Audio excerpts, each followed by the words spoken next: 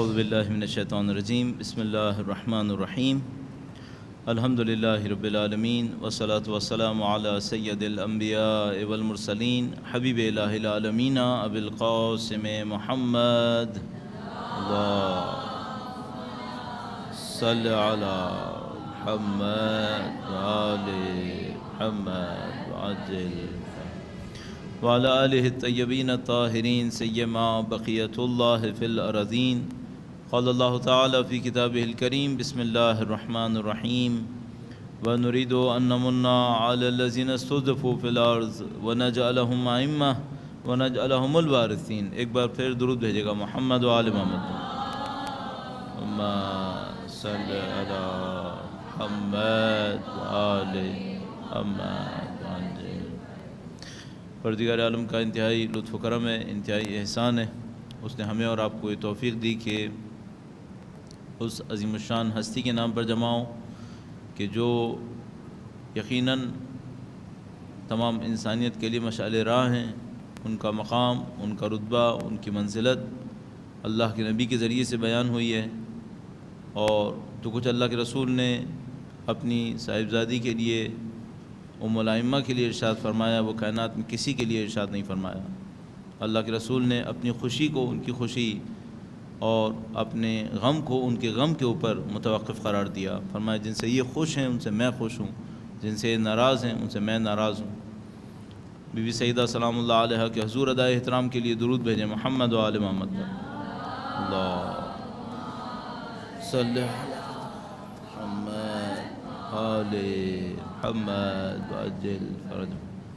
آج کا دن خاص کر گرمی کا دن ہے، اور گرمی ویسے تو ظاہر ہے کہ سب کے لیے مشکل کا سبب بنتی ہے، لیکن مجھے ہمیشہ احساس ہوتا ہے کہ آپ خواتین کے جو پردے میں ہیں اور اللہ تعالیٰ کے اس حکم کی خاطر اس گرمی کے باوجود اپنے پردے کی حفاظت فرما رہے ہیں، اس کے اوپر صبر کر رہے ہیں، خداوند متعال انشاءاللہ خاص اجر، خاص ثواب آپ کو نصیب فرمائے گا اپنے اس صبر کے اضافے کے لیے، اللہ کی دی ہوئی برکات کے حصول کے لیے، اور اس کی نظر لطف کے حصول کے لیے، اور بی بی سیدہ سلام اللہ علیہ کی نظر لطف کے حصول کے لیے درود بھیجیں محمد و آل محمد پر۔ اللہ صلی علی محمد و آل محمد وعجل فرجهم۔ جو موضوع ہمارے پاس ہے وہ آج کی دنیا کے اعتبار سے اور زمانے کے حالات کے اعتبار سے ایک انتہائی اہم موضوع ہے، اور وہ یہ ہے کہ دنیا کے اندر امن کا قیام جس انداز میں اہل بیت اطہار علیہ السلام نے چاہا ہے، جس انداز میں بی بی ام الائمہ بنت رسول اللہ نے چاہا ہے، وہ کون سا انداز ہے۔ آج کی دنیا کی مشکلات میں سے ایک مشکل جنگ ہے، اور جھگڑا، اور ایسی جنگ اور ایسا نزاع جس کے اندر انسانوں کی جانیں خطرے میں پڑتی ہیں۔ جو کچھ یمن کے اندر ہو رہا ہے وہ ہم سب کے لیے انتہائی تکلیف دہ ہے۔ اس کے علاوہ جو کچھ دنیا کے مختلف علاقوں کے اندر ہو رہا ہے، جہاں کہیں بھی کسی مظلوم کے اوپر ظلم ہو رہا ہے، وہ ظاہر ہے کس کے لیے اچھا ہوگا۔ اس کے لیے مختلف فارمولاز ہیں ہمارے پاس کہ امن کیسے قائم کیا جائے، اور ہمیں بہت زیادہ ہوشیار ہونا پڑتا ہے۔ اس کی وجہ یہ ہے کہ بہت سارے فارمولے امن کے قائم کرنے کے لیے ان لوگوں کی طرف سے دیے جاتے ہیں جو خود ظلم کے بانی ہیں، جو خود جنگ کے بانی ہیں۔ تو ایسا نہ ہو کہ ہم کسی ایک اچھی نیت کے ساتھ کسی مسئلے کو حل کرنے کے لیے کوئی نظریہ لے کر اٹھیں، اور خدا نہ کرے نعوذ باللہ تعالیٰ اس نظریے کی وجہ سے خود ظالم کے مددگار بن جائیں۔ تو ہمیں بہت غور سے دیکھنا ہوتا ہے ہر نظریے کے بارے میں کہ یہ نظریہ آیا ہمیں ہمارے اہداف تک پہنچائے گا یا ہمیں ہمارے اہداف تک نہیں پہنچائے گا۔ اس سلسلے میں جیسا کہ ہر زندگی کے پہلو کے لیے ضروری ہے کہ ہم اہل بیت اطہار علیہ السلام سے مدد حاصل کریں، بہت ضروری ہوگا کہ ہم بی بی کی عظیم الشان شخصیت سے مدد حاصل کریں، اور یہ جاننے کی کوشش کریں کہ اگر ہم زمانے کے اندر امن حاصل کرنا چاہتے ہیں تو بیوی کا کردار اس سلسلے میں کون سا کردار ہے، وہ ہمیں کیا پیغام دے رہی ہیں، اور اس پیغام کو آج کی دنیا پر اگر میں اور آپ عمل میں لانا چاہیں گے تو ہمیں کس طریقے سے آگے بڑھنا ہوگا۔ اس سے پہلے کہ میں اس موضوع کے اوپر آرائز پیش کروں آپ کی خدمت میں، ایک مجموعی پوائنٹ، جنرلائز پوائنٹ اہل بیت اطہار علیہ السلام کی سنتوں اور سیرتوں پر عمل کرنے کے حوالے سے آپ کی خدمت میں پیش کروں گا۔ درود بھیجے گا محمد و آل محمد پر۔ اللہ محمد وآل محمد وعجل فرج۔ جب بھی ہم کسی عظیم الشان ہستی کی سنت پر چلنے کی بات کرتے ہیں، ان کی سیرت پر چلنے کی بات کرتے ہیں، تو اس کے 3 مراحل طے کیے جا سکتے ہیں، اور ان 3 مرحلوں کے اندر رہتے ہوئے ہم سوچ پائیں گے کہ آیا ہم نے ان کی سنت پر عمل کیا یا نعوذ باللہ تعالیٰ اس پر عمل کرنے سے محروم رہ گئے۔ پہلا مرحلہ جو بہت ظاہر ہے اور اس کا تعلق جسمانی اعمال سے ہے، ظاہری اعمال سے ہے۔ مثلا اگر کوئی ہم سے کہے کہ بھئی آپ اللہ کے رسول کی سنتوں پر عمل کریں، ان کی سیرت طاہرہ پر عمل کریں، وہ آپ کے لیے اسوہ حسنہ ہیں، تو جو انسانوں کے لیے آسان ترین کام اور فوراً نظر آنے والا کام ہے وہ یہ ہے کہ اللہ کے رسول کے بال کیسے تھے، اللہ کے رسول کنگھی کیسے کرتے تھے، اللہ کے رسول کپڑے کیسے پہنتے تھے، وہ کھانا کیسا کھاتے تھے، وہ چلتے کیسے تھے، وہ کون سی زبان بولتے تھے۔ وہ تمام چیزیں جن کا تعلق اللہ کے رسول کے ظاہر سے ہے۔ سنتوں میں سے ایک حصہ سنتوں کا وہ ہوتا ہے جس کا تعلق ظاہر سے ہوتا ہے۔ میں نے آپ کی خدمت میں کئی مثالیں عرض کیں۔ تو کوئی جب سنتوں پر عمل کرنے کی کوشش کرتا ہے، سیرت پر عمل کرنے کی کوشش کرتا ہے، تو معمولاً یہاں سے شروع کرتا ہے، لیکن بدقسمتی یہ ہوتی ہے کہ وہ یہاں سے شروع کرتے ہیں اور یہیں پر ختم کر دیتے ہیں۔ تو مثال کے طور پر بعض اوقات چونکہ اس مشکل میں پھنس جاتے ہیں کہ وہ یہاں سے شروع کرتے ہیں یہیں پہ ختم کر دیتے ہیں، تو ان کے سامنے بہت ساری ایسی چیزیں آ جاتی ہیں جن پر وہ عمل نہیں کر سکیں گے۔ مثال کے طور پر ہم سب نے سنا ہے کہ اللہ کے رسول کے بال دراز تھے، ان کے بال لمبے تھے۔ کیا آج کل ہم اسکول اور کالجز کے اندر بچوں سے کہیں گے کہ وہ اپنے بالوں کو لمبا کریں کیونکہ اللہ کے رسول کی سنت تھی؟ تو ہم ظاہر ہے کہ نہیں کہہ پائیں گے یہ کام۔ تو مثال کے طور پر اللہ کے رسول عرب کے زمانے کے اندر رہتے ہوئے کھجور بہت پسند فرماتے تھے۔ وہ ایک لباس پہنتے تھے جس کو آج کل ہم عربی میں دشداشہ تعبیر کرتے ہیں، چوغا تعبیر کرتے ہیں۔ کیا تمام دنیا کے مسلمانوں کے لیے یہ واضح سنت قرار دے دی جائے کہ تمام دنیا کے مسلمان اپنے ظاہری لباس کو ترک کریں اور جو لباس اللہ کے رسول پہنا کرتے تھے صرف وہی لباس پہنے سنت کے طور پر؟ کیا ہم یہ کہیں گے؟ تو ہم یہ کہہ سکتے ہیں کہ اگر کوئی پہنے تو اس نے صحیح کام کیا ہے، اچھا کام کیا ہے، لیکن ہم یہ نہیں کہہ سکتے کہ باقی سب کے لیے مثال کے طور پر قمیص شلوار پہننا مکروہ ہو گیا، کیونکہ وہ سنت ہے اور ترک سنت مکروہ ہے، تو قمیص شلوار پہننا مکروہ ہو گیا۔ یا مثال کے طور پر ہم یہ کہیں کہ اللہ کے رسول چونکہ عربی زبان بولتے تھے لہذا عربی زبان بولنا مستحب ہے اور باقی زبان بولنا مکروہ ہو گیا، مثلا انگلش، اردو اور کوئی اور زبان بولنا، فارسی زبان بولنا، یہ سب مکروہ ہو گیا چونکہ اللہ کے رسول عربی زبان بولا کرتے تھے۔ یہ ظاہر کا ایک حصہ ہوتا ہے سنت کا، اچھا ہوتا ہے، مفید ہوتا ہے، اور اس میں بہت ساری چیزیں ہوتی ہیں جو ہماری فلاح کے لیے ہوتی ہیں، بھلائی کے لیے ہوتی ہیں، لیکن سنت اس کے اندر محدود نہیں ہوتی۔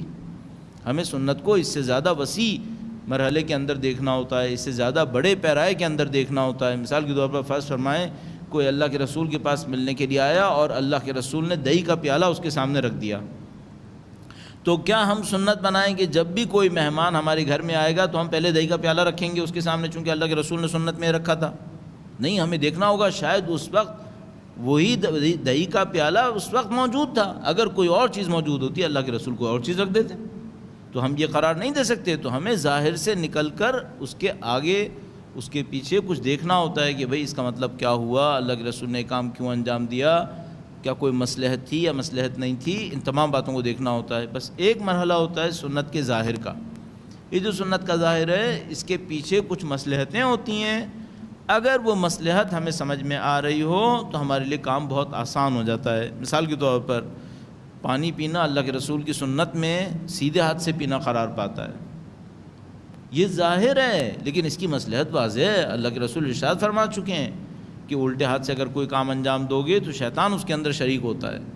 اب یہ جملہ خود سمجھنے کے قابل ہے کہ شیطان اس کے اندر شریک ہوتا ہے، تو اس کا مطلب کیا ہوتا ہے؟ یا مثلا اس وقت واضح طور پر ایک مثال میرے ذہن میں آئی کہ اللہ کے رسول نے فرمایا کہ ٹوٹے ہوئے پیالے کے اندر پانی مت پیو، کھانا مت کھاؤ، چٹکے ہوئے پیالے کے اندر اس میں کھانا مت کھاؤ، پانی مت پیو، کیونکہ اس کے اندر جن چھپ جاتا ہے۔ اچھا، اب ہم سب کو معلوم ہے کہ یہ حکم کتنا بلیغ حکم ہے جو 1400 سال پہلے دیا گیا، جبکہ نہ لوئی پاسچر آیا تھا اس وقت تک اور نہ ہمیں میکروبس اور جراثیم کے بارے میں ہمیں کچھ پتہ تھا، اللہ کے رسول نے اس موقع پر 1400 سال پہلے ارشاد فرمایا، لیکن جب وہ جرمز کو اور بیکٹیریاز کو بیان کرنے لگے تو انہوں نے عربی کی ایک اصطلاح استعمال کی جس کا مطلب ہوتا ہے چھپی ہوئی چیز۔ جن کا مطلب ہوتا ہے جو نظر سے نہ آئے، چھپ جائے، تو انہوں نے فرمایا اس کے اندر جن ہوتا ہے۔ اب ظاہر اس کا مطلب جن کا مطلب وہ نہیں لے سکتے وہ مخلوق کے جو انسانوں کے مقابلے میں ہوتی ہے، بلکہ جن کا مطلب ہر وہ مخلوق کے جو چھپی ہوئی چیز ہوتی ہے، ہر وہ چیز جو چھپی ہوئی ہوتی ہے ہمیں لینا پڑے گا۔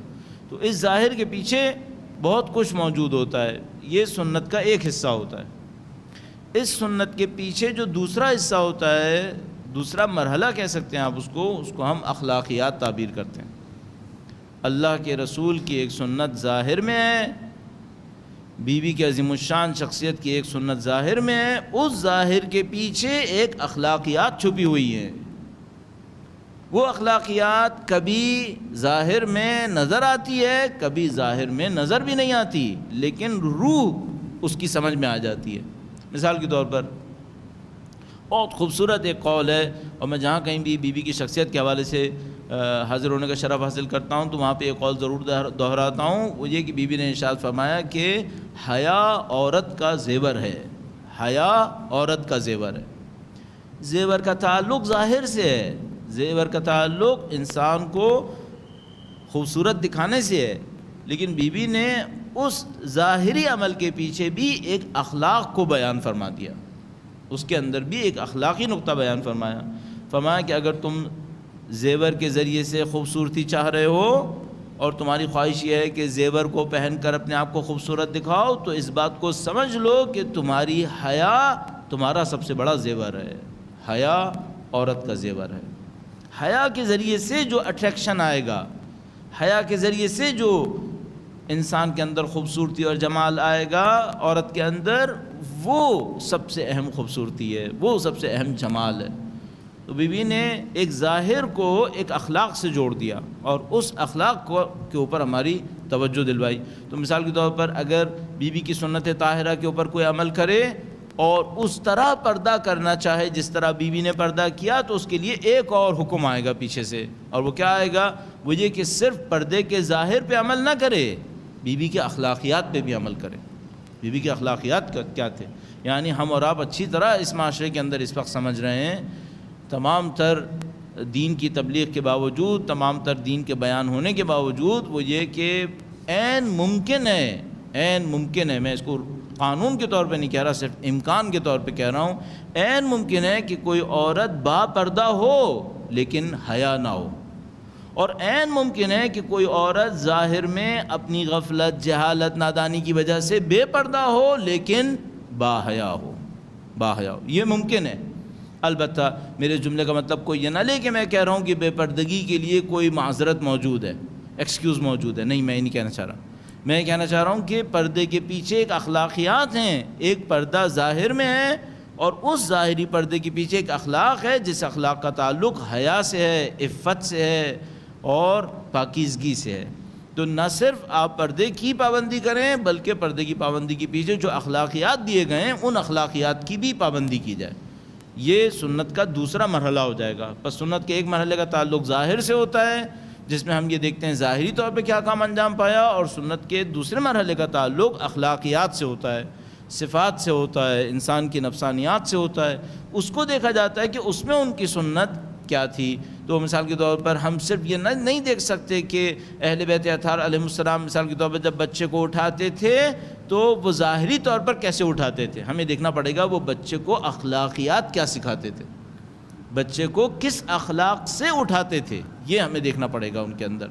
تو یہ بھی دوسرا مرحلہ ہوگا۔ اس کے پیچھے ایک اور مرحلہ ہوگا جو میں آپ کی خدمت میں عرض کرنا چاہوں گا۔ درود بھیجے گا محمد و آل محمد پر۔ صلی علی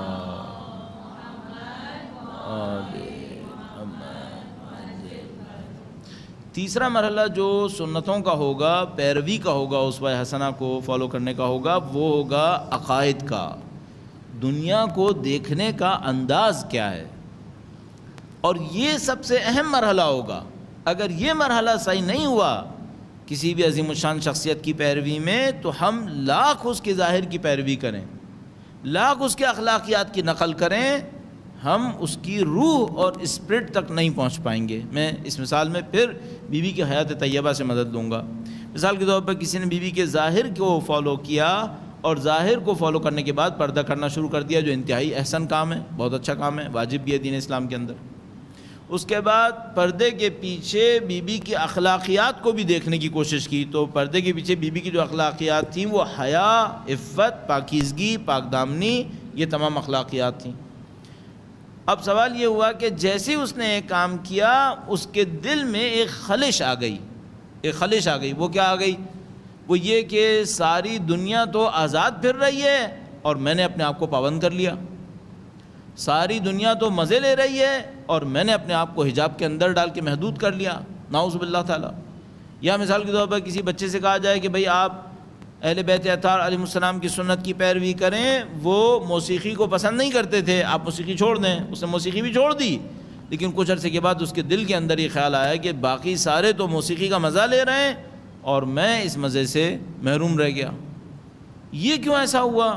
اس کی وجہ یہ ہوئی کہ اس نے ظاہر میں پیروی کی ہے، اخلاقیات میں بھی پیروی کی ہے، لیکن جس انداز سے وہ زندگی کو دیکھتے تھے اس میں پیروی نہیں کی ہے۔ وہ دنیا کو دنیا کے لیے نہیں دیکھتے تھے، وہ دنیا کو آخرت کے پس منظر میں دیکھا کرتے تھے، وہ دنیا میں رہنے کا ایک ہدف بیان کرتے تھے۔ اگر میں اور آپ سنتوں میں ظاہر کی پیروی کریں اور اخلاق کو چھوڑ دیں، نعوذ باللہ، یا اخلاق کی پیروی کریں اور اس عقیدے کو چھوڑ دیں جو کائنات کو دیکھنے کا انداز ہے، جس کو آپ ان کی آئیڈیالوجی تعبیر کر سکتے ہیں، تو پھر آپ اور میں کبھی بھی اس مفہوم تک نہیں پہنچ پائیں گے جس مفہوم تک اہل بیت اطہار علیہ السلام ہمیں پہنچانا چاہتے تھے۔ درود بھیجے گا محمد و آل محمد پر۔ بس جزاک اللہ۔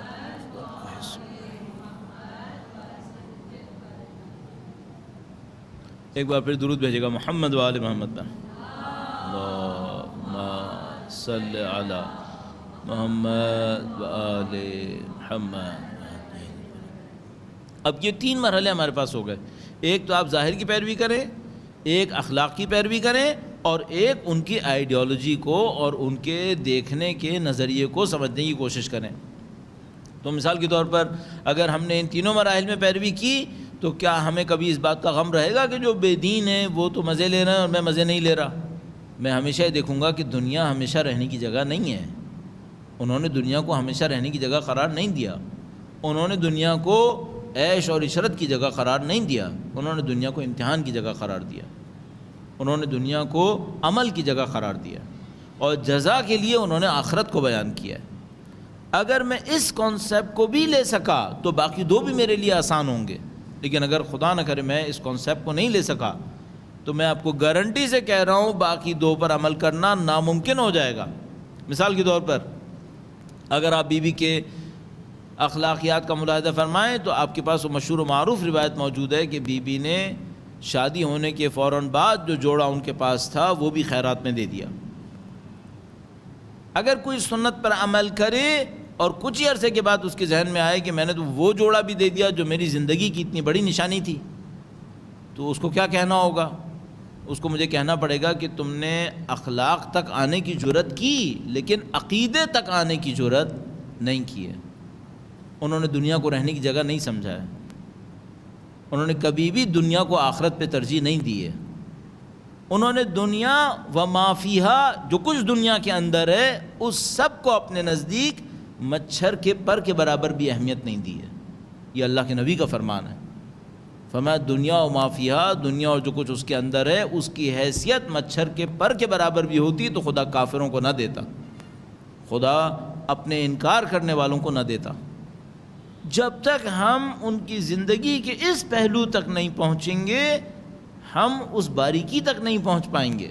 اور یہ جو میں اور آپ اپنے معاشرے کے اندر دیکھ رہے ہیں الحمدللہ رب العالمین، ہم نے کچھ ظاہری چیزوں میں ان کی پیروی شروع کر لی ہے، کسی حد تک اخلاقیات میں بھی ان کی طرف بڑھنے کی کوشش کر رہے ہیں، اور ہم میں اور جو دوسری قوموں کے اندر فرق رہے گا جنہوں نے اس معاملے کے اندر زیادہ بڑی کامیابیاں حاصل کی ہیں، وہ یہ ہے کہ انہوں نے زندگی کے مفہوم کو بھی اہل بیت اطہار علیہ السلام سے لیا ہے۔ الحمدللہ رب العالمین ہمارے معاشرے کے اندر بھی کچھ خاندان ایسے ہیں، کچھ شخصیات ایسی ہیں، چاہے وہ گمنام ہی کیوں نہ ہوں، جنہوں نے اس مفہوم کو سمجھ لیا۔ جب کوئی اس مفہوم کو سمجھ لیتا ہے تو ان کی شہادت کے نظریے کو فوراً سمجھ جاتا ہے، وہ کیوں شہادت کا مطالبہ کر رہے تھے، وہ کیوں شہادت کے لیے بےتاب تھے، وہ کیوں پروردگار عالم کے حضور قتلاً فی سبیلک فوفق لنا، اے خدایا اپنی راہ میں دی جانے والی زندگی کی اور شہادت کی توفیق ہمیں نصیب فرما، وہ کیوں اس بات کا مطالبہ کر رہے تھے؟ کیونکہ ان کی آئیڈیالوجی یہ تھی، ان کا دنیا کو دیکھنے کا انداز یہ تھا۔ اور یہ میں نے آپ کی خدمت میں عرض کیا کہ اگر ہم اس آئیڈیالوجی تک نہیں پہنچ پائے نعوذ باللہ تعالیٰ کسی بھی وجہ سے، تو ہم باقی دو میں بھی کامیابی حاصل نہیں کر پائیں گے۔ اب اس بڑے پس منظر کے اندر رہتے ہوئے بی بی کی ذات کی طرف توجہ دیتے ہیں کہ بی بی کی ذات معاشرے کے اندر امن اور امان کے حصول کے لیے ہمیں کیا پیغام دے رہی ہے۔ ایک بار پھر درود بھیجے گا محمد و آل محمد پر۔ صلی علی محمد و آل محمد وعجل۔ میں نے آپ کی خدمت میں عرض کیا کہ ہمیں کسی بھی نظریے کو لیتے وقت بہت زیادہ احتیاط کرنی پڑتی ہے کہ ایسا نہ ہو کہ نظریہ ہمیں کاؤنٹر پروڈکٹیو کوئی چیز پکڑا دے، کوئی ایسی چیز پکڑا دے جو ہمارے ہدف سے ہمیں اور دور کر دے نعوذ باللہ تعالیٰ۔ تو ہمارا اگر ہدف یہ ہے کہ دنیا میں امن پھیلے تو ہمیں ایسا نظریہ لینا پڑے گا کہ جو لمبی مدت میں امن پھیلائے۔ ایک پہلو میں امن دینے سے کوئی معاملہ حاصل نہیں ہوگا۔ مثال کے طور پر ایک معمول کی فکر جو رائج فکر ہے آج کل کے زمانے میں، بڑی پروگریسو سمجھی جاتی ہے، اگر اس کو دیکھیں تو اس کا کہنا یہ ہوتا ہے کہ امن پھیلانے کا طریقہ یہ ہے کہ آپ کبھی بھی کسی کی مخالفت نہ کریں، امن پھیلائیں۔ امن پھیلانے کا مطلب کیا ہوا؟ نہ کسی کو غلط کہیں نہ کسی کو صحیح کہیں، سب کو کہیں کہ سب صحیح ہے۔ اور اس کا مطلب یہ ہوا کہ آپ کبھی کسی کے سامنے مخالفت کرنے کی کوشش مت کریں، اور اس کا نام دیا گیا کہ بھائی یہ جو ہے یہ امن پھیلانے کا ذریعہ بن جائے گا۔ اس کو ہم کہیں گے کیا مطلب؟ مثلا ہم کہیں گے کوئی شخص یہ کہے کہ میں پرامن شہری ہوں، میں کبھی کسی کی مخالفت نہیں کرتا، میں پرامن شہری ہوں، میں کسی کے سامنے آ کر مخالفت کا اعلان نہیں کرتا۔ ہمارا سوال یہ ہے کہ اس معاملے میں کہ آپ کوئی مخالفت نہیں کر رہے اور آپ نے امن کا پیغام دیا، یہ بات بہت اچھی ہے کہ آپ نے کسی سے کوئی جنگ نہیں کی، آپ نے کسی کی کوئی مخالفت نہیں کی، آپ نے کسی کا مقابلہ نہیں کیا، اور اس عنوان سے آپ نے امن دے دیا، یہ بہت اچھی بات ہوئی۔ لیکن سوال یہ ہے کہ کیا اس کام کے کرنے سے جو لوگ جنگ کر رہے تھے وہ رک جائیں گے؟ اگر سب لوگ یہی کریں تو جن لوگوں کے اندر جنگ کی خواہش ہے کیا وہ لوگ رک جائیں گے؟ کیا طبیعت انسانی کے اندر تجاوز کی اور اپنی حد کو کراس کرنے کی جو خواہش رکھی ہوئی ہے کیا وہ ختم ہو جائے گی؟ قرآن کریم فرماتا ہے ان الانسان لیطغی ان رآہ استغنی، یقیناً انسان طغیان کرتا ہے، حد سے تجاوز کرتا ہے جب بھی وہ اپنے آپ کو بے نیاز پاتا ہے۔ جب وہ دیکھتا ہے کہ میں اللہ سے بے نیاز ہو گیا نعوذ باللہ تعالیٰ، اپنے گمان میں اپنے خام خیالی میں ایسا سوچنے لگتا ہے تو وہ حد سے تجاوز کر دیتا ہے۔ چھوٹی چھوٹی باتوں کو دیکھ سکتے ہیں، اگر مثال کے طور پر میں کسی کے ساتھ بیٹھا ہوا ہوں اور میں جھوٹ بول سکتا ہوں اور میرے ذہن سے یہ نکل جائے کہ خدا ہے اور خدا مجھ سے حساب لے گا، تو پھر میرے اور جھوٹ بولنے میں کوئی رکاوٹ نہیں ہے۔ لیکن اگر کوئی انسان اکیلا ہی بیٹھا ہو اور اس کو یہ پتا ہو کہ خدا ہے اور میں خدا کی حدود سے باہر نہیں نکل سکتا ہوں، تو وہ اکیلا بھی ہوا تب بھی گناہ نہیں کرے گا، کبھی گناہ نہیں کرے گا۔ یہ انسان کے اندر ہے۔ اچھا، اب اگر میں یہ سوچتا ہوں کہ میں کسی کی مخالفت نہیں کروں گا، کسی کا مقابلہ نہیں کروں گا، کسی کے راستے میں آ کر کھڑا نہیں ہوں گا، تو کیا اس سے جن کی طبیعت میں تجاوز ہے وہ رک جائیں گے؟ کیا وہ اپنے تجاوز کو چھوڑ دیں گے؟ میرا اپنے خیال ہے کہ یہ فکر ان متجاوز لوگوں کے لیے، ظالم لوگوں کے لیے بہت کارآمد فکر ثابت ہوگی۔ وہ چاہیں گے کہ لوگ یہی کریں، میدان چھوڑ چھوڑ کر جاتے رہیں، اپنے اپنے گھروں کو روانہ ہوتے رہیں، تاکہ ظالموں کے لیے ظلم کرنے کا دروازہ کھل جائے، ان کا مقابلہ کرنے والا کوئی نہ بچے۔ میں آپ کو گارنٹی سے کہہ رہا ہوں کوئی بھی اہل بیت اطہار علیہ السلام کی تعلیمات کو سمجھنے والا کبھی بھی اہل بیت اطہار علیہ السلام سے یہ ایکسٹریکٹ نہیں کر پائے گا۔ اہل بیت اطہار علیہ السلام نے اس امن کا درس نہیں دیا۔ انہوں نے کس امن کا درس دیا؟ وہ کس قسم کا امن چاہتے تھے اور اس امن کو کس طریقے سے پریکٹس میں لانا چاہتے تھے؟ تو ہمارے سامنے جو واضح بات آتی ہے، انہوں نے امن کا درس دینے میں سب سے پہلا کام یہ کیا کہ لوگوں کو ان کی حدود کی یاد دلائی کہ تم سب کے سب ایک خدا کے بندے ہو۔ خدا کا بندہ ہونے کے ناطے تمہارے سامنے جو سب سے بڑا کام ہے وہ یہ کہ خدا متعال کی اطاعت کرنی ہے۔ اطاعت خدا کے اندر کسی حد کو تجاوز نہیں کرنا ہے۔ جو مولا کا عظیم الشان فرمان ہے کہ زمین و آسمان کے خزانے اگر مجھے دیے جائیں کہ میں چونٹی کے منہ سے جو کا چھلکا چھیننے کے برابر ظلم کروں تو میں خطا نہیں کروں گا، یہ اس کی ایک سمبولک مثال ہے۔ وہی کہ انہوں نے پہلا کام یہ کیا کہ ہمیں ہماری حقیقت کی یاد دلائی، اس کائنات کے اندر ہمارا مقام کیا ہے، ہماری حیثیت کیا ہے، ہماری ذمہ داریاں کیا ہیں، انہوں نے اس کی یاد دلائی۔ جب انہوں نے اس پوری پکچر کو ہمارے سامنے واضح کر دیا تو ہمیں خود سمجھ میں آ گیا کہ مولا امیر المومنین کی تبعیت میں کہ جو کا چھلکا چھیننے کے برابر بھی ظلم کریں گے تو یہ ظلم کسی اور پہ نہیں کریں گے، یہ ظلم اپنے اوپر کریں گے۔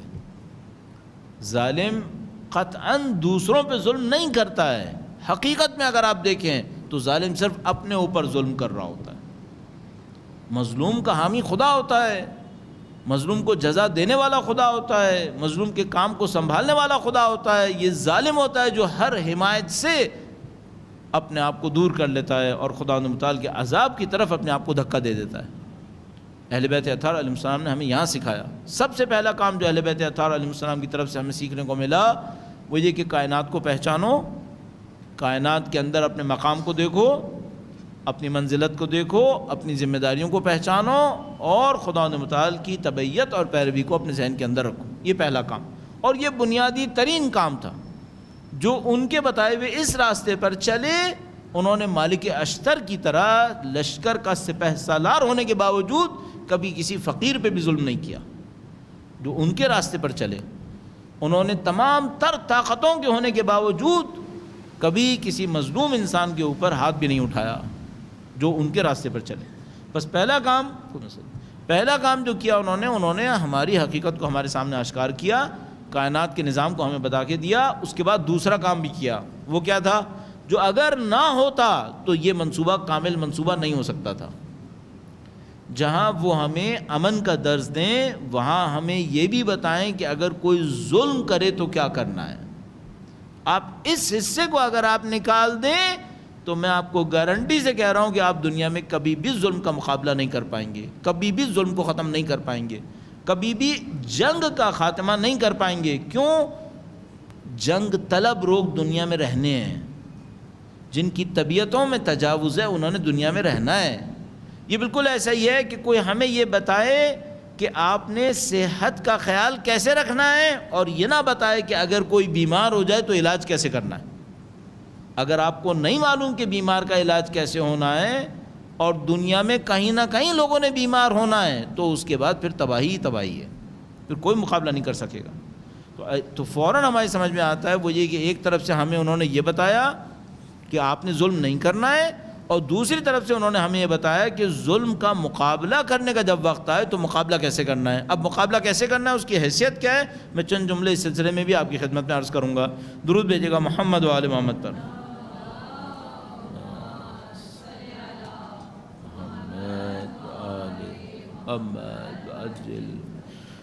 یوں احساس ہوتا ہے جیسے دین اسلام کے اندر اس معاملے پر توجہ بعض معاملات کے اندر حتیٰ پازیٹیو سے زیادہ ہے۔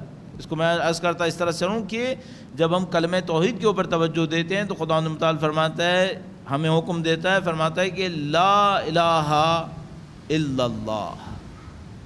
اس عربی کے جملے کو اس طرح بھی کہہ سکتے تھے، ظاہر کہ جو نامعقول ہو جاتا وہ یہ کہ خدا ہے اور اس کے سوا کوئی خدا نہیں ہے، یہ بھی کہا جا سکتا تھا۔ اللہ ہے اور اس کے سوا کوئی معبود نہیں ہے، یہ بھی کہا جا سکتا تھا۔ تو مثال کے طور پر پہلے اللہ آتا اور اس کے بعد آتا کہ اس کے سوا کوئی نہیں ہے، لیکن کلمے میں ایسا نہیں آیا۔ کلمے میں آیا، پہلے یہ آیا کہ کوئی معبود نہیں ہے سوائے اللہ کے۔ خدا متعال نے جب انبیاء کی بعثت کے اہداف کو بیان کیا تو ایک ہدف یہ بیان کیا کہ ہم طاغوت کا مقابلہ کروائیں گے۔ وَلَقَدْ بَعَثْنَا فِي كُلِّ أُمَّةٍ رَسُولًا أَنِ اعْبُدُوا اللَّهَ وَاجْتَنِبُوا الطَّاغُوتَ، کہ اللہ کی بندگی کریں۔ ہم نے ہر قوم کے اندر ایک نبی کو بھیجا کہ وہ اللہ کی بندگی کریں اور طاغوت سے اجتناب کروائیں لوگوں کو۔ تو یہ جو چیپٹر ہے دین اسلام کے اندر وہ انتہائی اہمیت کا حامل ہوگا، وہ یہ کہ آپ نے عدل پھیلانا ہے اور ظالم کا ہاتھ بھی پکڑنا ہے۔ آپ مولا کے اس عظیم الشان فرمان پہ اگر آپ توجہ دیں کہ فرمایا کھونا للظالم خصما وللمظلوم اونا، اے حسن و حسین ظالم کے دشمن بن جاؤ اور مظلوم کے مددگار بن جاؤ۔ میں امام کے کلام میں یہ تصور بھی نہیں کر پاؤں گا کہ کوئی جملہ وہ پہلے لائے ہوں جو بعد میں بھی لایا جا سکتا تھا، یہ ممکن نہیں ہے۔ اگر امام نے پہلے کسی جملے کو فرمایا ہے تو اس جملے کو پہلے ہی آنا تھا، بعد میں نہیں آ سکتا تھا۔ اور امام نے ظالم سے مقابلے کو پہلے قرار دیا، کونا للظالم خصما وللمظلوم اونا، ظالم کے دشمن بن جاؤ اور مظلوم کے مددگار بن جاؤ۔ کیوں مولا نے یہ نہیں فرمایا مظلوم کے مددگار بن جاؤ اور ظالم کے دشمن بن جاؤ؟ اس کی وجہ بہت سادہ سی وجہ ہے جو میں آپ کو ایک واقعے کے، بلکہ آپ اس کو تمثیل کہہ سکتے ہیں، ممکن ہے سمبولک ہو، ٹرو ایونٹ نہ ہو، لیکن اس کو بیان کیا جا سکتا ہے۔ تو بیان کرتے ہیں کہ ایک آدمی ایک نہر کے کنارے کھڑا ہوا تھا اور نہر کے سامنے سے جہاں سے پانی آ رہا تھا اس نے دیکھا کہ ایک لاش اس کے اوپر آ رہی ہے۔ تو وہ آدمی نیچے اترا نہر کے اندر، اس نے جا کے لاش کو پکڑ لیا اور اس نے کچھ لوگوں کو بلایا کہ آؤ میری مدد کرو تاکہ ہم اس لاش کو دفنا دیں۔ تو ابھی اس نے ایک دو لوگوں کو بلایا اور وہ اس لاش کو دفنانے کی کوشش کر رہے تھے تو دیکھا پیچھے سے ایک اور لاش آ رہی ہے۔ تو بڑا پریشان ہوا اور لوگ بھی پریشان ہوئے، انہوں نے اور لوگوں کو بلایا کہ بھئی آپ بھی ہماری مدد کرنے کے لیے آئیے کیونکہ ہمارے پاس ایک سے زیادہ ڈیڈ باڈیز ہیں۔ اب یہ ایک اور ڈیڈ باڈی کو پکڑ رہے تھے تو انہوں نے پیچھے دیکھا کہ 3-4 ڈیڈ باڈیز اور بھی آ رہی ہیں۔ تو انہوں نے پورے علاقے میں جو لوگ تھے ان کو بلایا اور ان سے کہا کہ آپ سب لوگ پانی کی طرف آئیے اور ہماری مدد کیجیے تاکہ ہم ان ڈیڈ باڈیز کو اٹھا سکیں۔ ان میں سے کچھ لوگ ان کے پاس نہیں آئے، کچھ لوگ نہیں آئے، وہ جہاں سے پانی آ رہا تھا اس طرف چلنا شروع ہو گئے۔ انہوں نے ان سے پوچھا کہ بھائی آپ وہاں کیوں جا رہے ہیں؟ آپ کو چاہیے کہ آپ یہاں پہ اتر کر آئیں اور ڈیڈ باڈیز کو اٹھانے میں ہماری مدد دیں۔ انہوں نے کہا کہ آپ لوگ ڈیڈ باڈیز اٹھائیں اور ہم پیچھے جا کر دیکھیں گے کہ کون ان لوگوں کو مار رہا ہے، ہم ان کا ہاتھ پکڑیں گے۔ کب تک ہم یہاں ڈیڈ باڈیز اٹھاتے رہیں گے؟ اگر کوئی پیچھے لوگوں کو قتل کر رہا ہے، ان پر ظلم کر رہا ہے اور ہم صرف ڈیڈ باڈیز اٹھاتے رہے تو ہم قیامت تک ڈیڈ باڈیز اٹھاتے رہیں گے۔ ہم میں سے کچھ لوگوں کو پیچھے جا کر یہ دیکھنا پڑے گا کہ ان میں سے ظالم کون ہے، کون قتل کر رہا ہے، اور جا کر اس کو للکارنا پڑے گا۔ جیسے ہی آپ ظالم کو للکارتے ہیں مظلوم کی نصرت کے لیے پہلا بنیادی قدم اٹھ جاتا ہے۔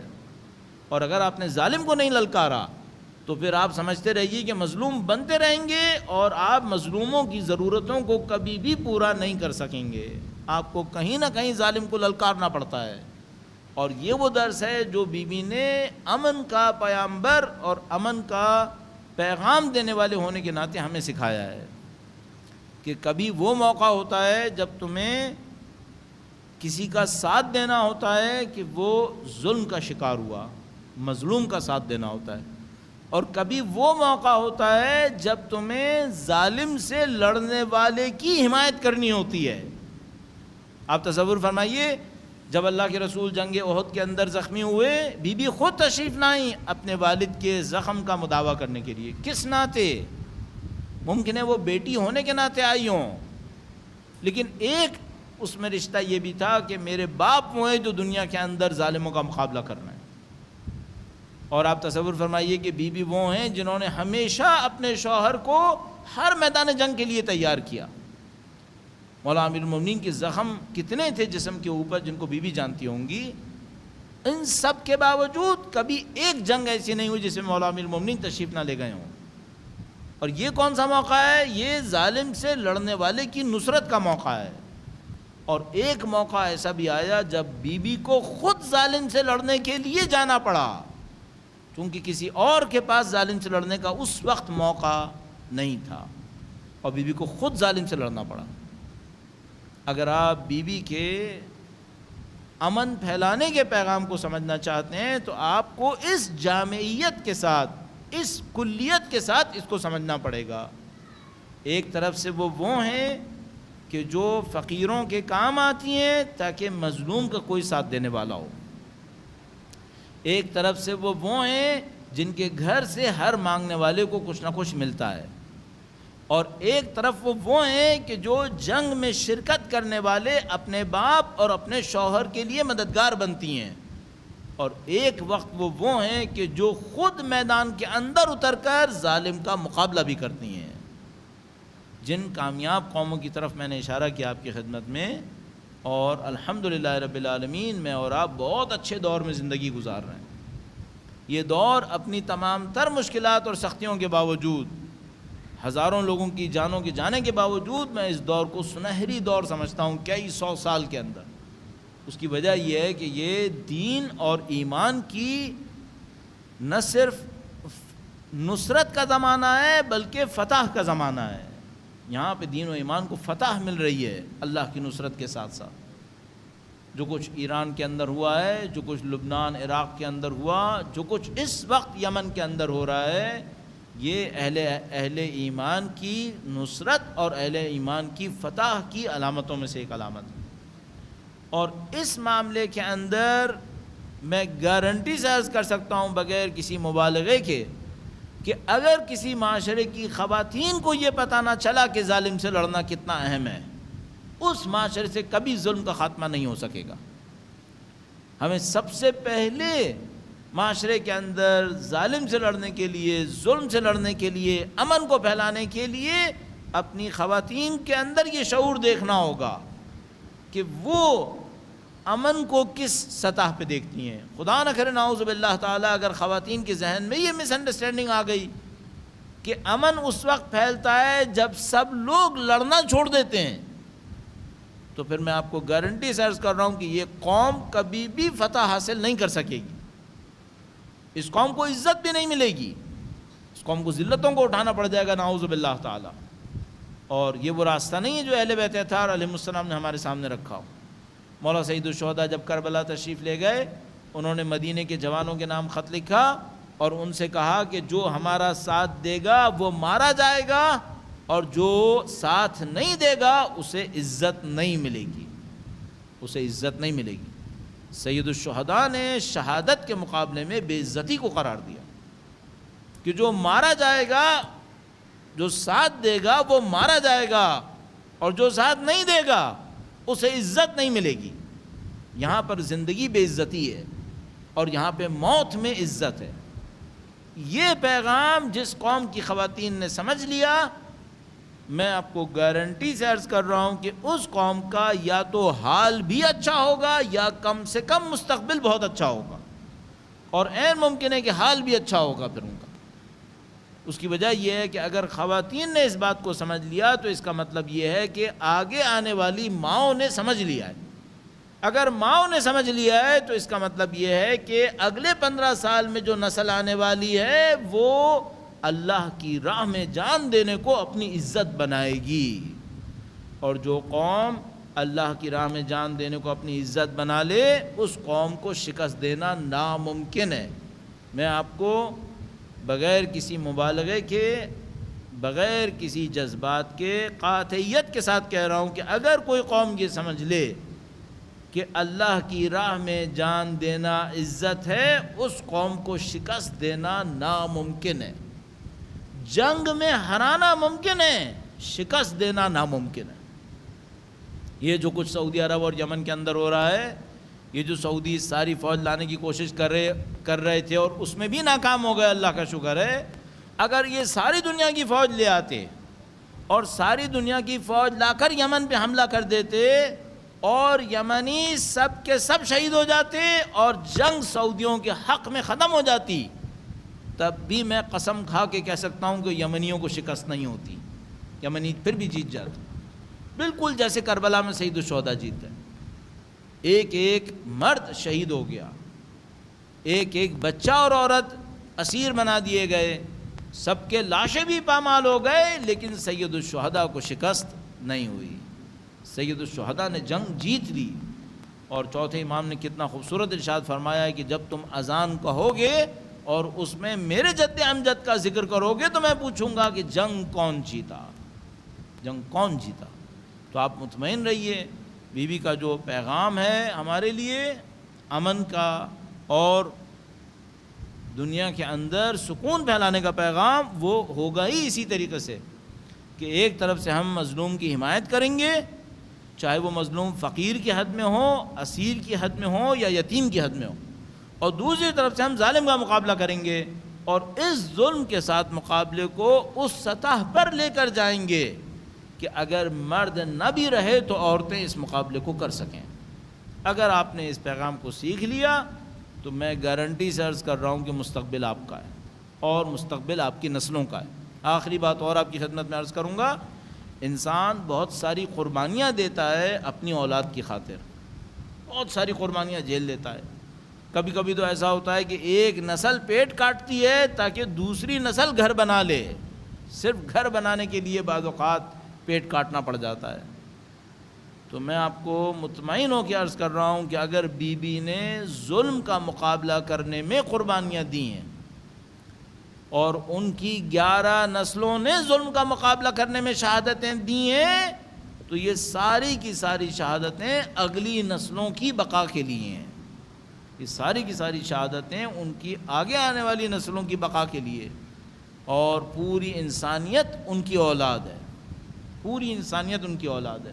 تو جس طرح ماں باپ قربانی دیتے ہیں کہ بچے اچھی زندگی گزاریں، اہل بیت اطہار علیہ السلام نے 11 نسلیں قربان کی ہیں تاکہ انسانیت اچھا وقت گزارے، اور وہ اچھا وقت یقیناً ان کے فرزند کے ظہور کی صورت میں دیکھنے کو نصیب ہوگا انشاءاللہ۔ اللہم صلی علی محمد۔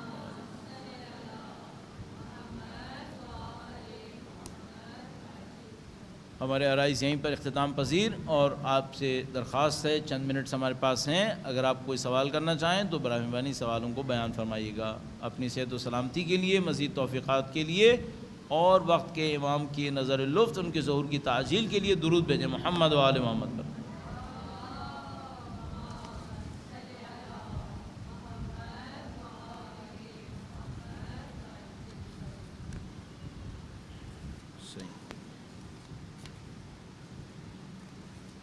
صحیح سوال سعودی عرب اور یمن کے بارے میں ہے۔ لکھا ہے کہ سعودی عرب میں راتوں رات اتنی بڑی تبدیلیاں ان کی کیبنٹ سے ریلیٹڈ، اس کے بارے میں آپ کیا کہیں گے؟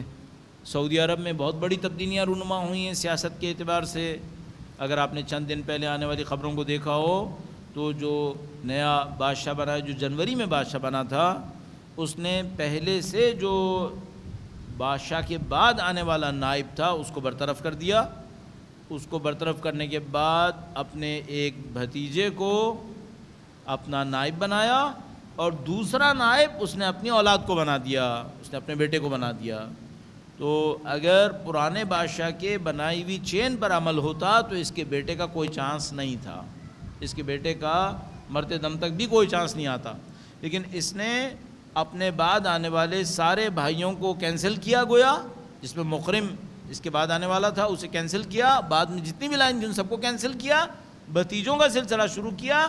پہلا ایک بھتیجا بنایا اور بھتیجے کے بعد جو دوسرا رکھا وہ اپنے بیٹے کو رکھا ہے۔ جو ابھی تک سمجھ میں آتا ہے وہ یہ ہے کہ آل سعود کے کئی شہزادے اس بات کو برداشت نہیں کر پائیں گے، جو ابھی تک سمجھ میں آتا ہے۔ ابھی تو اس کی بادشاہت کا دور ہے، یہ تو یہ چلا لے گا ابھی، اور ممکن ہے کہ اس کی بادشاہت کے اندر رہتے ہوئے ہی کوئی نہ کوئی مخالفت کھڑی ہو جائے۔ لیکن یہ بات سمجھ میں آتی ہے کہ جس طرح سے اس نے اکھاڑ پچھاڑ کی ہے، یہ بہت سارے شہزادے اسے قبول نہیں کریں گے، اس میں بہت سارے مسائل بننے والے ہیں۔ اب کہہ سکتے ہیں کہ چونکہ یہ نسبتاً ان ایکسپیرینسڈ ہے اور اس کا بیٹا تو ابھی 33 یا 34 سال کا ہے جو اس وقت وزیر دفاع بنا ہوا ہے، تو بالکل ہی ان ایکسپیرینسڈ آدمی ہے، تو یہ کہہ سکتے ہیں کہ ان ایکسپیرینس ہونے کے ناطے کچھ بلنڈرز ان سے ہو رہے ہیں۔ میرا اپنے خیال ہے کہ ہمیں 2-3 مہینے اور لگیں گے، اور مثال کے طور پر اگر ابھی رجب کا مہینہ ہے تو تقریباً کنفرم کہہ رہا ہوں کہ عید الاضحیٰ اور حج تک پہنچتے پہنچتے کافی بڑی تبدیلیاں یہاں پہ شاید نظر آئیں گی ہمیں۔ تو یہ جو وقت ہوگا ابھی سے لے کے حج تک کا، یہ بڑا سینسٹیو ہوگا، اس میں بڑے مارکے ہو سکتے ہیں۔ اللہ مسلمانوں کے خون کو اور ان کی جان و مال کو انشاءاللہ بڑے ہدف کی خاطر محفوظ فرمائے انشاءاللہ۔ لکھا ہے پاکستانی خواتین کی جہاد یمن میں کیا ذمہ داری ہے؟ حکومت کا جو بھی پرسپیکٹو ہے وہ ساتھ دے یا نہ دے، سعودیوں کا ہم کیا کریں؟ ہمارا کام ظلم کا مقابلہ کرنا ہے، ہمارا کام مظلوم کا ساتھ دینا ہے۔ جیسا کہ ہمارے مولا نے ارشاد فرمایا، جو بھی ان کے راستے پہ چلنا چاہتا ہے وہ کبھی بھی ظالم کا ساتھ نہیں دے گا۔ سعودیوں نے ظلم کیا ہے، یمنی اس موقع پر مظلوم ہیں، اور یہ جو بہانے بازی کی جا رہی ہے کہ یمنیوں نے حرمین شریفین کے اوپر قبضے کا ارادہ کیا ہے، اس کا کوئی ثبوت ان کے پاس نہیں ہے، اس کی کوئی دلیل ان کے پاس نہیں ہے۔ کبھی بھی یمن کے حکومت کے خلاف جو لوگ معرکہ کر رہے ہیں انہوں نے کوئی ثبوت پیش نہیں کیا ہے۔ اس وقت کوئی دلیل ایسی نہیں ہے جو یہ کہہ سکے کہ حوثیوں نے کبھی بھی ایسا کوئی دعویٰ کیا ہو۔ تو یہ فضول دلیل ہے جو ان لوگوں نے ہمیشہ اپنے حمایت کے لیے بنا کے رکھی ہوئی ہے۔ انہوں نے حرم کو اپنا خاندان سمجھا ہوا ہے، اور جب بھی اپنے خاندان کی حکومت کو خطرے میں دیکھتے ہیں تو یہ چلانے لگتے ہیں کہ خود حرم خطرے میں ہے۔ یہ ان کی منافقت کا ایک بہت بڑا ثبوت ہے۔ تو ظاہر ہے کہ ہمیں اس کا مقابلہ کرنا ہوگا۔ اس مقابلے میں ہمیشہ آسانی بھی نہیں رہے گی۔ کم لوگ نہیں ہیں کہ جو سعودی آل سعود کے حامی ہیں پاکستان کے اندر، من جملہ ہمارے وزیر اعظم صاحب جو بہت شدت کے ساتھ ان کی حمایت کرنے میں آگے آگے رہتے ہیں۔ لیکن اچھی بات یہ ہے کہ پاکستانیوں کے اپنے اندر بھی شعور آ رہا ہے، اور پاکستانیوں کے اپنے اندر بھی یہ باتیں سامنے ہیں کہ ہم دوسروں کی جنگ کا حصہ کیوں بنیں؟ اگر سعودی مسلمان ہیں تو کیا یمن کے لوگ مسلمان نہیں ہیں؟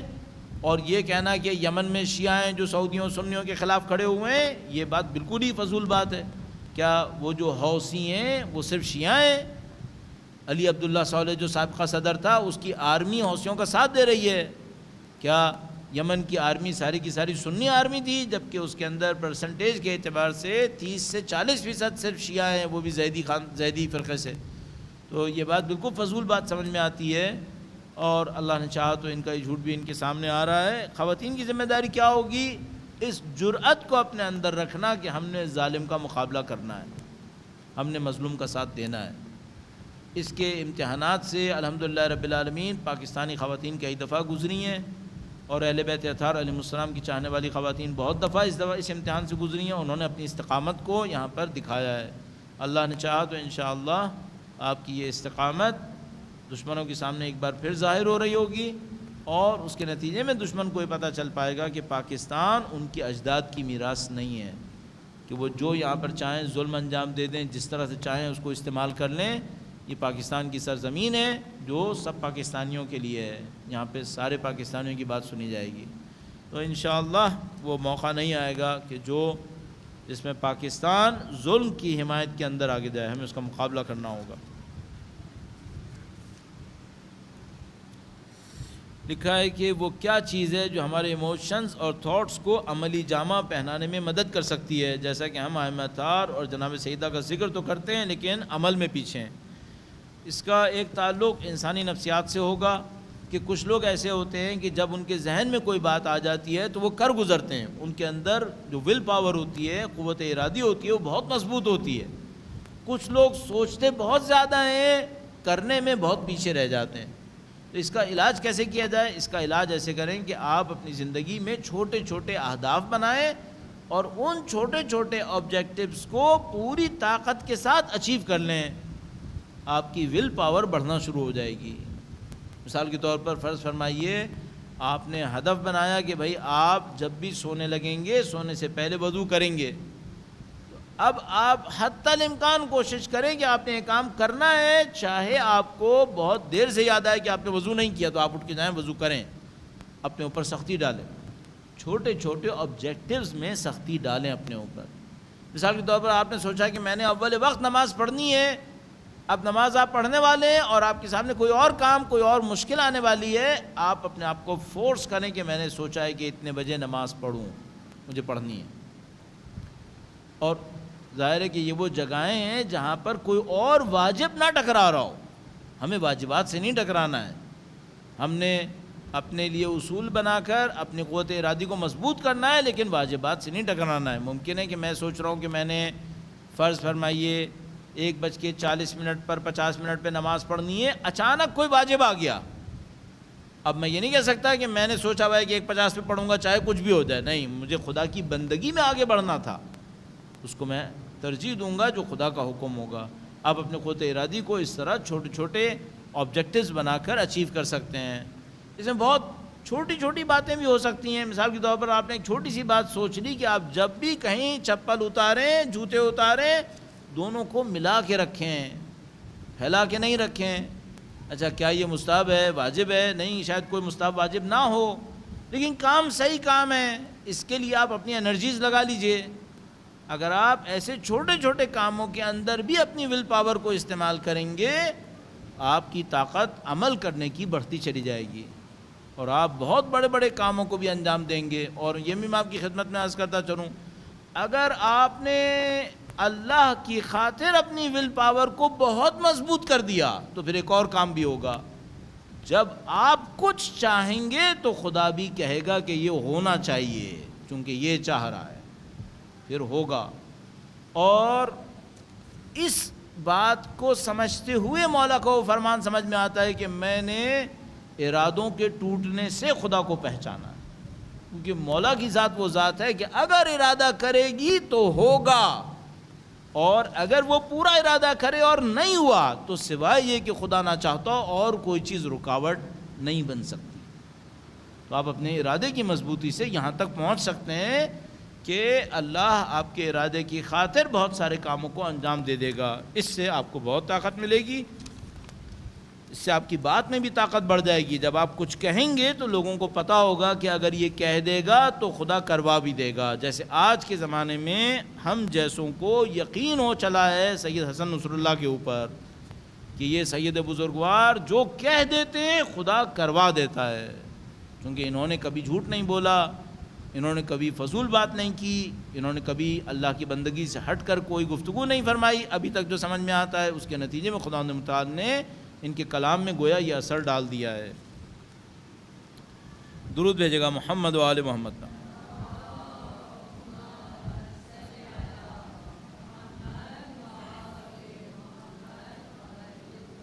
انہوں نے لکھا ہے کہ ہر شخص اپنی اپنی جگہ نیک عمل کر کے مطمئن کیوں ہو جاتا ہے کہ بس یہی بہت ہے؟ ایسا کیوں ہے؟ قرآن کریم ارشاد فرماتا ہے وَكُلُّ حِزْبٍ بِمَا لَدَيْهِمْ فَرِحُونَ، ہر پارٹی اس پر خوش ہے جو اس کے ہاتھ میں ہے۔ یہ انسان کی فکر کی لمٹس کی وجہ سے ہے۔ اگر کسی کے پاس علم بہت زیادہ ہو تو وہ فوراً سمجھ جائے گا کہ جو میں کر رہا ہوں وہ آخری حقیقت نہیں ہے، اس سے بڑھ کر بھی حقیقت ممکن ہے۔ ایک دفعہ ہم یہ سوچتے ہیں کہ جو یہ کر کے دکھائے وہ بڑا آدمی ہے، اور ہم یہ نہیں سوچتے کہ اگر کسی کے اندر صلاحیت ہی نہ ہو، اس کے لیے چھوٹا سا کام کرنا بھی اس سے زیادہ اجر دلوا دے گا جس کے اندر صلاحیت بہت زیادہ تھی۔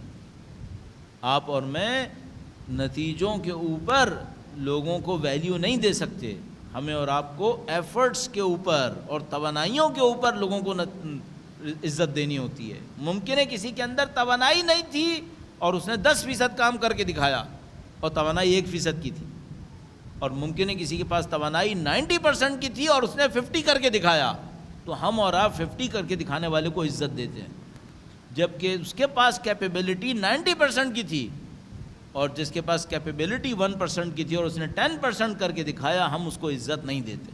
اللہ کا نظام عدل محض ہے، اللہ کا نظام لطف و کرم کے اوپر ہے، وہ رزلٹس پہ جزا نہیں دیتا، ایفرٹس اور کیپیبلٹیز پر جزا دیتا ہے۔ تو ممکن ہے کہ یہاں پر معاشرے کے اندر کوئی ایسا شخص ہو جو بالکل گمنام ہو اور اس نے جو اپنی کیپیبلٹیز تھیں ان میں رہتے ہوئے 100% اپنی ذمہ داری کو انجام دیا ہو، تو وہ بہت سارے ایسے لوگوں سے بڑا بن جائے اللہ کے نزدیک جنہوں نے بڑے بڑے کام کیے ہوں لیکن اپنی کیپیبلٹیز سے کم کیے ہوں۔ خدا نتائج کو نہیں دیکھتا، خدا ایفرٹس کو دیکھتا۔ ہمیں بھی یہی چاہیے، ہم گراؤنڈ کو اوپن رکھیں اور ہمیشہ اس بات کو سمجھنے کی کوشش کرتے رہیں کہ خداوند متعال نے شاید زیادہ مواقع رکھے تھے ہمارے لیے اور ہم کم پہ خوش ہو گئے۔ ہمیں چاہیے بڑے کام کی طرف جائیں، اور جب ایک کام کو اچیو کر لیں تو خدا کا شکر کریں اور اس سے بڑے کو پھر ٹارگٹ کریں۔ اور اس میں ایک بڑا مشہور مکالمہ ہے، اور وہ علامہ ہلی اور شاید ان کے صاحبزادے کے درمیان ہے کہ علامہ ہلی نے اپنے صاحبزادے سے پوچھا کہ تم کیا بننا چاہتے ہو؟ اور انہوں نے کہا کہ میں آپ کی طرح بننا چاہتا ہوں۔ انہوں نے کہا کہ اس کا مطلب ہے کہ تم ناکام ہو جاؤ گے۔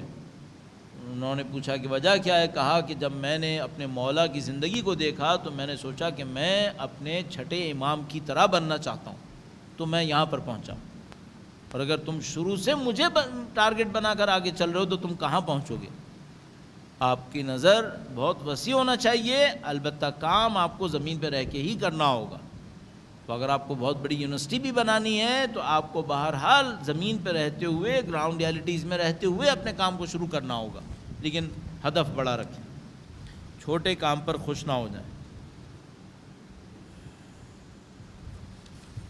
اور ایک اور بات ہمیشہ ذہن میں رکھیے گا، وہ یہ کہ آپ جو کچھ بھی کر لیں آپ سے زیادہ اچھے کرنے والے دنیا میں موجود رہیں گے۔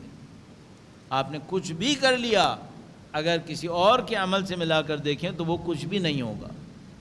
مثال کے طور پر اگر کوئی پاکستان کے اندر آج کے زمانے میں ایک 50 منزلہ عمارت بنا لے تو وہ کہے گا کہ میں نے بہت بڑا کام کیا ہے کنسٹرکشن کی دنیا میں۔ 50 منزلہ عمارت کی حیثیت کیا ہے؟ اور اگر آج کی دنیا میں کوئی 200 منزلہ عمارت بنا لے تو وہ کہے گا میں نے کتنا بڑا کام کیا ہے۔ اور اس سے پوچھے کہ ایسا اس دنیا کی پوری کائنات میں حیثیت کیا ہے؟ کیا حیثیت ہے؟ اگر دنیا کو سورج کے سامنے رکھیں تو دنیا کتنی سی ہے، اور سورج کو دوسرے ستاروں کے سامنے رکھیں تو ستارے سورج کیا ہے، اور ستاروں کو گیلیکسیز کے سامنے رکھیں تو ستارے کچھ نہیں ہیں، اور گیلیکسی کو ایک کو اگر ساری گیلیکسیز کے سامنے رکھیں جو بلینز آف گیلیکسیز ہیں تو ایک گیلیکسی کیا ہے؟ ہم کچھ بھی نہیں ہیں، اور ہم سمجھنے لگتے ہیں کہ ہم بہت کچھ ہیں۔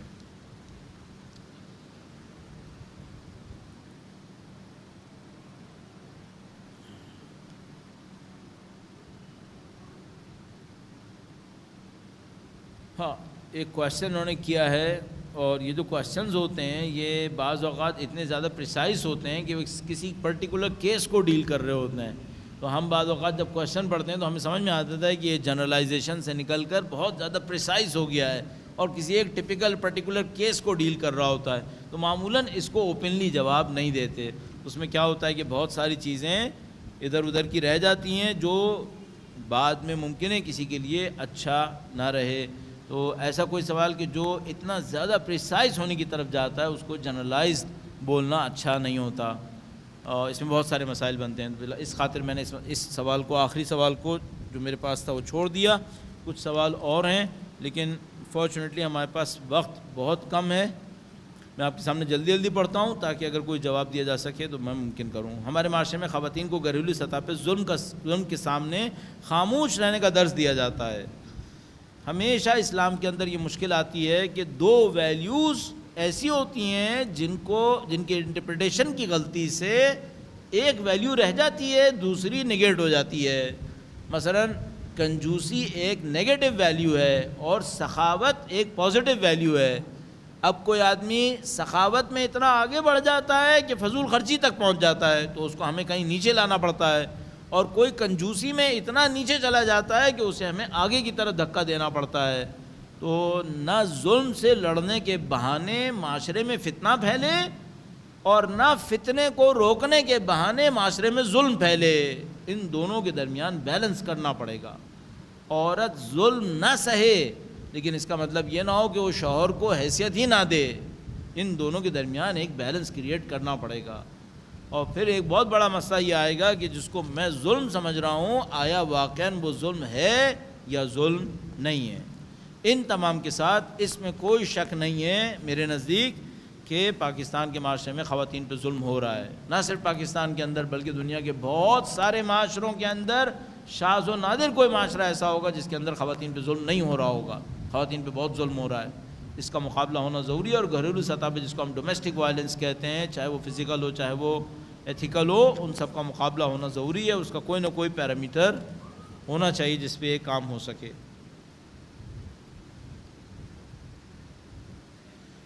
لکھا ہے اگر جنگ کا وقت پاکستان پر آتا ہے تو شیعوں کی یہاں پر کیا ذمہ داری بنتی ہے، جبکہ ہم اس وقت بھی حالت جنگ میں ہیں، اس وقت بھی حالت جنگ میں. ایسی صورت میں ہمیں کیا کرنا چاہیے؟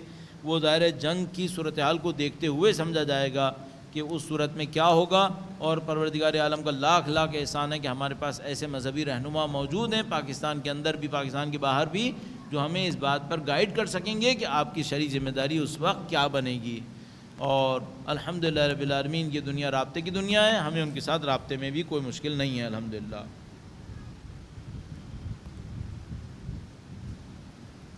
لکھا ہے کہ گھریلو سطح پر ایسا کیا عمل کریں کہ خاندان میں ناچاقی نہ ہو جبکہ ہم خواتین برداشت کا دامن پکڑے ہوئے ہیں. یہ یقیناً ایسا ہوتا ہے، خواتین کے اندر برداشت بھی زیادہ ہے، صبر بھی زیادہ ہے، لیکن بعض اوقات جس انداز میں تربیت ہونی چاہیے اس انداز میں تربیت بدقسمتی سے نہیں ہوتی ہے.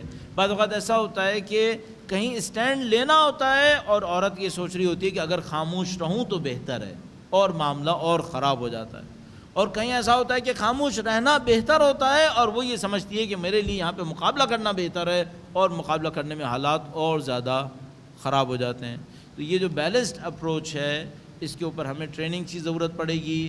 یقیناً ایسا ہونا چاہیے کہ ان مسائل کے اوپر باقاعدہ سیمینارز ہوں، ان مسائل کے اوپر باقاعدہ برین اسٹارمنگز ہوں، اور یہ اس طرح ایک یا دو جملوں میں جواب دینے والے کام نہیں ہے. میرا اپنے خیال ہے باقاعدہ سیشنز ہوں اس کے اوپر کہ اگر ڈومیسٹک وائلنس ہو رہا ہے، گھروں کے اندر ایسی کوئی ناچاقی بنی ہوئی ہے، اس ناچاقی کے اندر ہمارا کنٹریبیوشن کیا ہونا چاہیے، ہم اس کو کس طریقے سے سولو کر سکتے ہیں. آپ سمجھ سکتے ہیں کہ یہ ایسی پرابلم ہے کہ اگر پاکستان میں مثال کے طور پر 5 لاکھ گھر ہوں تو ممکن ہے 2 لاکھ سینیریوز بن جائیں. ہر ایک کیس کا کیس سے دوسرے سے فرق ہوگا. تو یہ نہیں ہو سکے گا کہ ہم جنرلائزڈ ایک حکم دیں جو سارے 5 لاکھ کیسز کے اندر امپلیمنٹ ہو جائے گا. نہیں، آپ کو اس کے اوپر کافی برین اسٹارمنگ کرنی پڑے گی اور اس کے اوپر آپ کو کافی وقت دینا پڑے گا. خواتین کا شعور ظلم کے لحاظ سے کتنا وسیع ہونا چاہیے؟ ظلم کے سامنے ان کا رویہ، معاشرے کے اندر ظلم اور گھر کے اندر ظلم، یہ جو بات بار بار سامنے آ رہی ہے بہت اہم ہے. اور میں آپ کی خدمت میں عرض کروں گا کہ اس کے لیے آپ علیحدہ سے سیمینار رکھیں، اس کے لیے علیحدہ سے پروگرام رکھیں جس کے اندر صرف اس مسئلے کو اسٹڈی کریں کہ اگر گھر کے اندر کوئی ایسا ظلم ہے، بلکہ اور زیادہ پریسائز بھی اگر کیا جا سکے تو اس سیریز کی صورت میں ہو جائے جس کے اندر اس بات کو ڈسکس کیا جائے. اور کئی پہلو آئیں گے اس کے. مثال کے طور پر ظلم کی بنیاد کیا ہو سکتی ہے معاشرے کے اندر، گھر کے اندر، اور گھر کے اندر اگر ظلم ہو رہا ہے تو عورت کا کردار اس سلسلے میں کیا ہو سکتا ہے، کون سی لمٹس ہیں جہاں تک وہ صبر کرے تو اچھا ہے. اور یہ ایک نہیں ہوگی، میں آپ کی خدمت میں عرض کر رہا ہوں اگر 5 لاکھ کیسز ہوں گے تو شاید 1.5-2 لاکھ سینیریوز بن سکیں گے. تو بہت بہت امپورٹنٹ ہوگا کہ اس کو ڈیٹیل میں جا کے بات کی جائے. ایک بات مجھے سمجھ میں آتی ہے، اگر انسان اپنی زندگی کے اندر یہ اصول بنائے کہ جب مجھے سمجھ میں آ جائے کہ میں نے غلط کیا تو میں مان لوں، اور جب مجھے سمجھ میں آ جائے کہ یہ میرا حق نہیں ہے اور میں تسلیم ہو جاؤں، یہ کام بہت بڑا کام ہے. یہ انسان کی نفسیات کے لیے بہت بڑا مشکل کام ہوتا ہے. بہت دفعہ ایسا ہوتا ہے وہ سمجھ جاتا ہے کہ میں غلط ہوں لیکن انسسٹ کرتا ہے کہ مجھے مقابلہ کرنا ہوگا. جہاں یہ سمجھ جائے کہ میں غلط ہوں وہاں سرنڈر کر دے کہ ہاں یہ میری غلطی ہے. یہ بہت بڑا کام ہوگا مرد کے لیے بھی اور عورت کے لیے بھی. اچھا، یہ بھی میں آپ کی خدمت میں عرض کرتا چلوں، اگر ہم گھریلو ظلم کا خاتمہ کرنا چاہتے ہیں تو صرف عورتوں کے سیمینار کرنے سے کچھ حاصل نہیں ہوگا، یہاں مردوں کے سیمینار بھی کرنے ہوں گے تاکہ ان کو بھی یہ سمجھ میں آئے کہ بھائی تم ظلم کے بانی بن جاتے ہو. اگر تم ظلم کرتے ہو، تم وہاں سے کہہ رہے ہو کہ تم امام کا ساتھ دو گے جو نظام عدل لے کر آئیں گے، یہ جو تم گھر کے اندر ظلم کر رہے ہو تو تم ظالم ہو. تم کیسے امام عادل کا ساتھ دے سکتے ہو اگر تم اپنے گھر کے اندر ظالم بنے ہوئے ہو؟ تو یہ صرف یہاں سے معاملہ حل نہیں ہوگا، دونوں کے اوپر محنت کرنی پڑے گی، تب کہیں جا کر ہم اس معاملے کو کسی حد تک حل کر پائیں گے. آپ کی توجہات کا انتہائی شکریہ، اور اس گرمی میں اور سخت موسم میں آپ نے صبر کیا اور یہاں پہ تشریف لائے اور پوری توجہ کے ساتھ سماعت فرمایا. خداوند متعال انشاءاللہ آپ کو جزائے خیر نصیب فرمائے. وقت کے امام کے حضور ادائے احترام کے لیے، اپنی توفیقات میں اضافے کے لیے ایک بار پھر، اور یمن کے مظلوموں کی نصرت کے لیے درود بھیجیں محمد و آل محمد.